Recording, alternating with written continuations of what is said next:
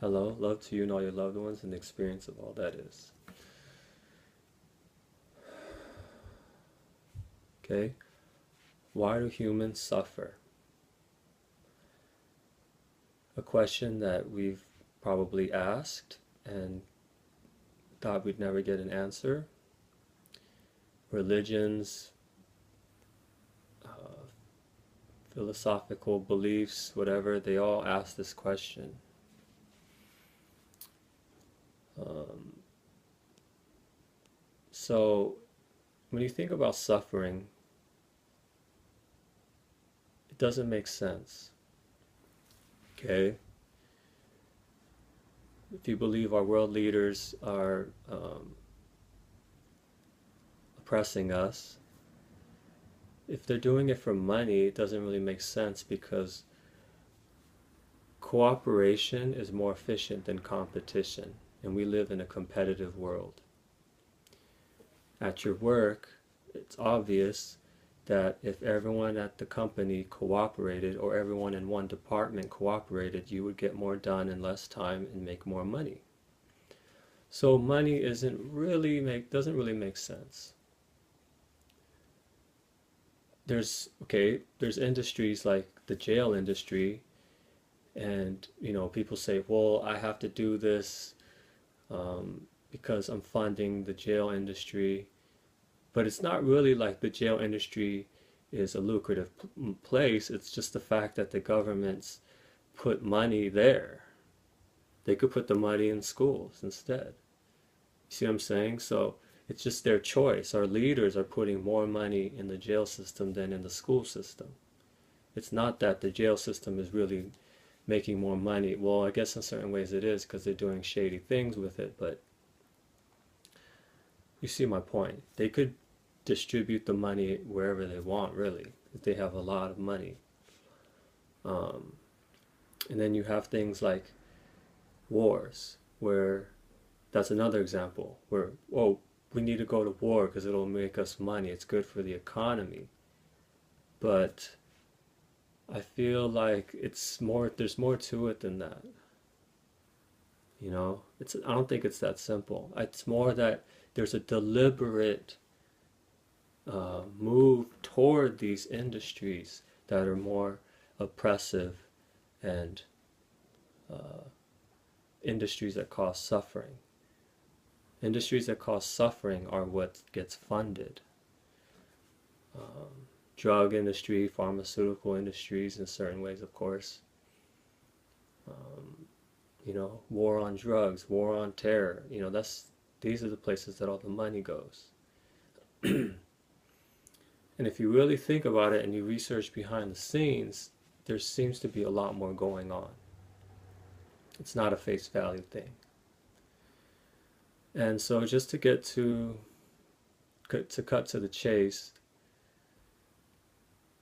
my first point here is it's just, when you really look into it, it doesn't make sense of why there's so much suffering in humanity because of the industries are kind of pushing us toward the suffering.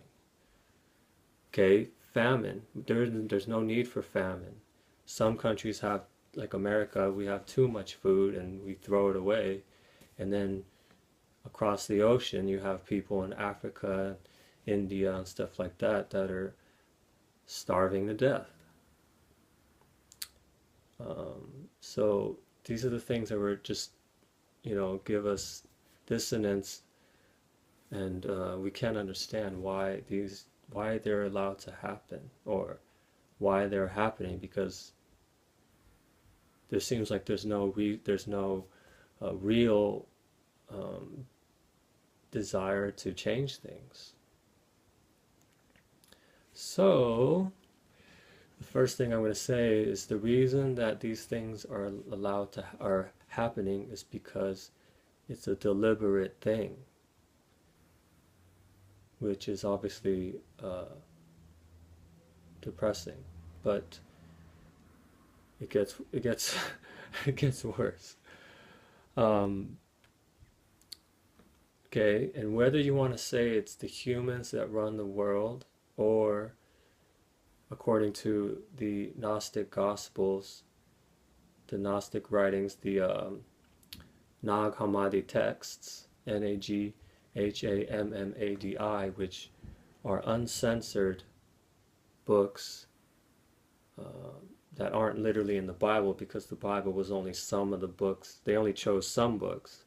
But a long time ago, 300 AD, there was a lot more books that were, what would they call, they would call their Bible, I guess you could say, their collection of teachings, of writings. They had the Nag Hammadi texts in there, and they talk about the Archons, which is the word for leader. A lot of people think that the Archons are actually interdimensional entities, according to the Nag Hammadi texts, but it's interesting that Archon means leader. So whether you think it's the world leaders or oppressing us, Illuminati, Cabal, whatever, deliberately oppressing us, or some sort of being, whether you call it Lucifer or whether you call it the Archons, interdimensional beings that are controlling them and then having them do what they're doing, fund these oppressive industries, and make us all just suffer, on purpose. So whether you think it's humans or interdimensional beings controlling them, the bottom line is they are not just oppressing us, they are feeding off of us. Back to the negative spirits thing I said, that negative spirits feed off of your low vibrations, your lower 3 chakras, your emotions, and your emotions juice that up. So that's why it's important to not have negative emotions, but this is even harder, to not focus so much on trying to have good emotions, because good emotions will also create the roller coaster ride of low emotions. You want to kind of, be in the middle, like I've said. Control your emotions, basically, high and low. So they are basically, our world leaders or whoever's controlling them are parasites, and they're feeding off of our low vibrations. And that just makes more logical sense. Why do they push for so much suffering? It's like they're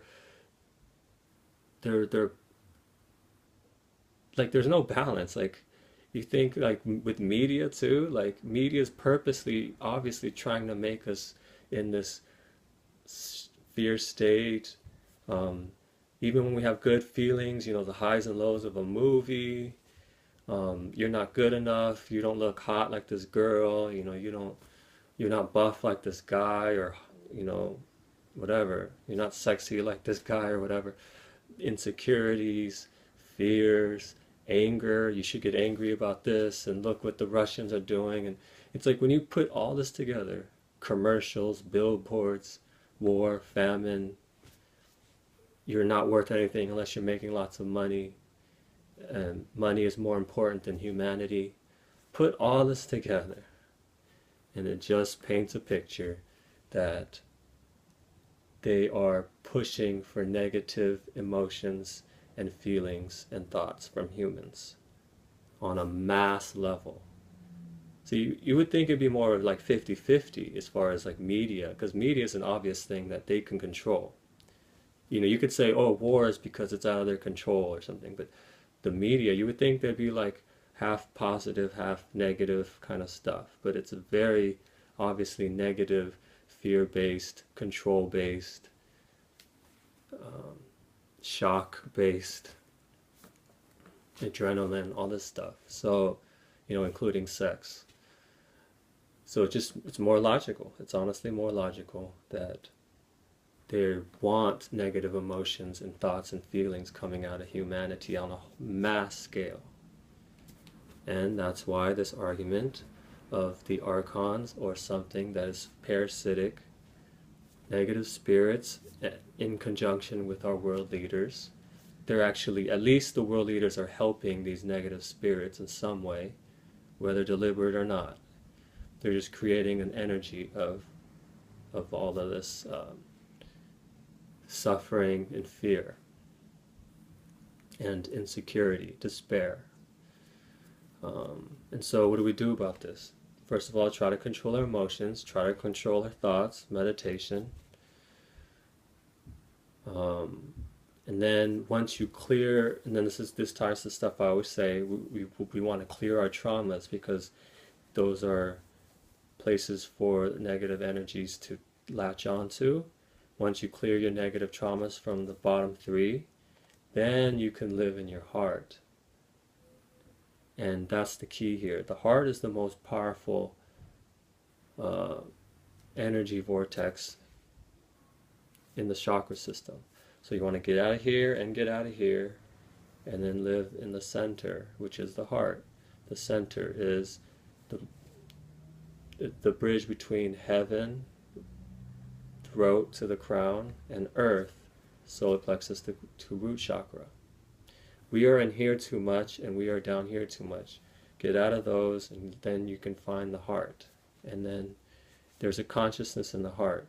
Don't have your consciousness in the brain, have your consciousness in your heart. But really, before you could do that, you gotta clear these three: fear, shame, guilt, emotions, which is the gut, same exact area. Then you could live in the heart. And then that's where all the magic happens. Meditate, clear your baggage, issues, fear, shame, guilt, etc. That's the first step. All right? I know this was kind of heavy, but it's just so important that I just wanted to do it anyway. Okay. Bring forward all the spirit guides of high vibration of everyone listening to this, watching this. Please work with them, have them call on you to help them clear their traumas. Give them the courage and the desire to break free from the media and the pain and the fear, so that they can contribute to the freedom of humanity. Thank you for the benefit of all sentient beings and recognition of the state of being of all states of being. Thank you, and we are all one.